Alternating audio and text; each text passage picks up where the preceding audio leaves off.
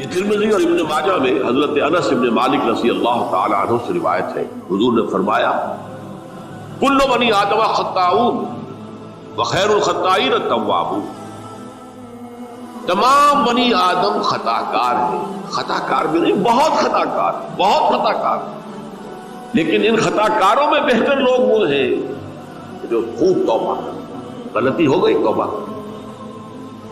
اور ایک اور حدیث میں آپ کو بتاؤں گا، یہ نہیں ہے کہ پھر کبھی وہ غلطی نہ ہو، اس وقت آپ یہ لگا لیں اپنے اوپر یہ کام میں نے نہیں کرنا، اور ایک دفعہ وہ کام چھوڑ دیں تو توبہ ہو گئی۔ پھر اگر کچھ عرصے کے بعد پھر کہیں آپ جذبات کی رو میں بہہ گئے، پھر کہیں کوئی برے اثرات جو ہے وہ پڑے، پھر غلطی، کوئی بات نہیں، پھر ہو گیا، پھر توبہ۔ تواب اسی لیے کا بار بار توبہ کر۔ تو کل بنی آدم خطاؤون وخیر الخطائین التوابون۔ دوسری حدیث یہ بھی ابن ماجہ اور بہقی میں ہے، حضرت عبداللہ ابن مسعود رضی اللہ تعالی عنہ، التائب من الذنب کمن لا ذنب له، گناہ سے توبہ کرنے والا ایسے ہے جیسے اس نے کبھی گناہ کیا ہی نہیں۔ دھل جاتی ہے، تختی دھل گئی، بچے نے تختی لکھی تھی اس کو دھو دیا، ختم ہو گیا۔ ایک حدیث تو پڑھ کر میں بھی چونکا، یہ اصل میں اسلوب ہے بیان کا، بتانے کے لیے کہ تمہارے دلوں کے اندر مایوسی کا غلبہ نہ ہو۔ مایوس اصل میں جو ہے مایوسی، یہ ابلیسیت ہے، نوٹ کر لیجیے اس کو۔ مایوسی ابلیسیت کی کا عکس۔ مبلس کہتے کسے؟ جو مایوس ہو گیا۔ ابلیس سب سے بڑھ کر مایوس جو ہے وہ ابلیس، اسے معلوم ہے میرا چھٹکارا تو نہیں ہے، لہذا میں جتنوں کو اپنے ساتھ لے کر جہنم میں جھونک دوں، یہی میری کمائی ہے، میں نے تو بچنا نہیں۔ تو ابلیس کہتی ہے اس کو جو انتہائی مایوس، مبلس، جو رحمت خدا بندی سے مایوس ہے۔ اب اس کو دور کرنے کے لیے حدیث سنیے، اور یہ حدیث مسلم شریف کی ہے، صحیحین کے اندر، حضرت ابو ہریرہ سے حضور فرماتے ہیں والذی نفسی بیدہ، قسم ہے اس ذات کی جس کے ہاتھ میں میری جان ہے، لو لم تذنبوا، اگر تم لوگ گناہ نہ کرتے، لذهب اللہ بکم، تو اللہ تعالیٰ تمہیں لے جاتا کہیں اور، وَلَجَاءَ بِقَوْمٍ يُذْنِبُونَ، اور پھر کسی ایسی مخلوق کو پیدا کرتا جو گناہ کرتے، فَيَسْتَغْفِرُوا اللَّهَ، اور پھر وہ اللہ سے استغفار کرتے اور توبہ کرتے، فَيَغْفِرُ لَهُمْ، اور اللہ تعالیٰ انہیں معاف کرتے۔ اسی سے ملتی جلتی ایک حدیث ہے، یہ امام احمد اور امام بہقی لائے، اور اس کے راوی حضرت علی ہے رضی اللہ تعالیٰ عنہ۔ ان اللہ یحب العبد المؤمن المفتن التواب، ان اللہ یحب، اللہ تعالیٰ محبت کرتا ہے اپنے اس بندے سے، العبد المؤمن، جو مومن ہو۔ اس کی ایک اور بڑی پیاری حدیث آئے گی، المفتن التواب، جو بہت فتنوں میں مبتلا ہو جاتا ہو اور پھر بہت توبہ کرتا ہو،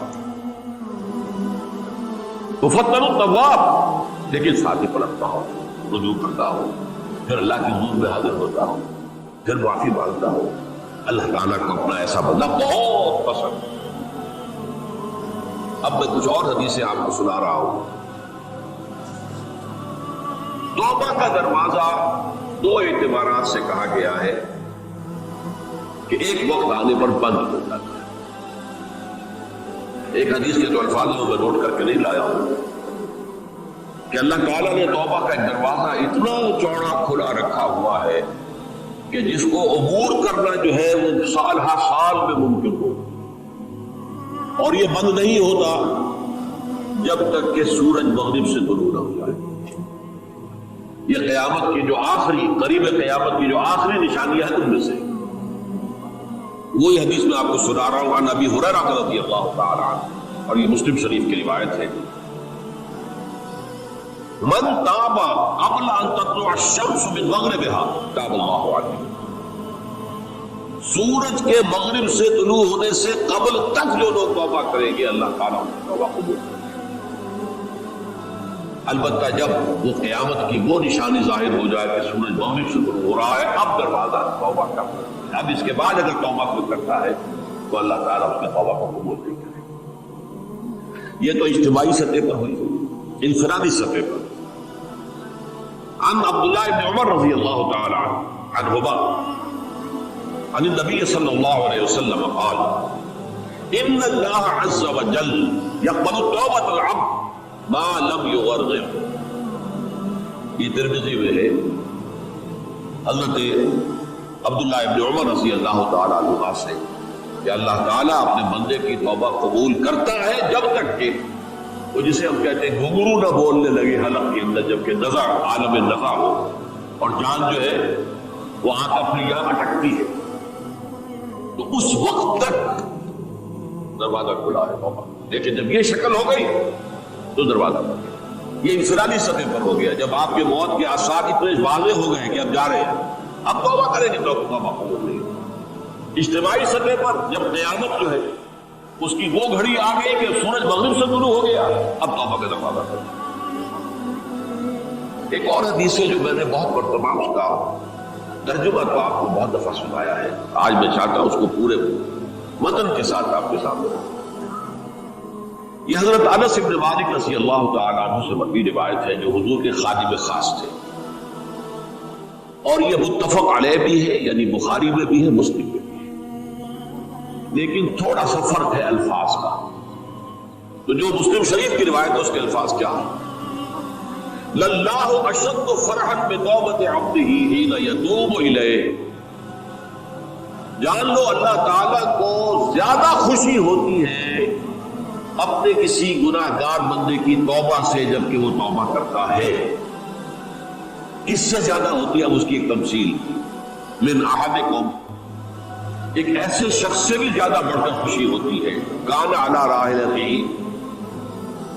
بأرض الفلات، کہ جو بہت ہی دور دراز کے سنسان علاقے میں سفر کر رہا تھا، فانحرفت منہ، اس کی سواری جو ہے گم ہو گئی، وعلیہا طعامہ وشرابہ، اسی پر اس کا کھانا بھی تھا اور پانی بھی تھا، اونٹنی پر سفر کر رہا تھا، اسی پر ہوتا ہے راحلہ جو ہے راستے کا سامان۔ اچانک کہیں بیٹھا ہے تھوڑی دیر کے لیے سستانے کے لیے، کہیں اونٹ آ گئی اور اونٹنی صاحبہ غائب ہو گئی۔ اب آنکھ کھلی اور اس نے دیکھا،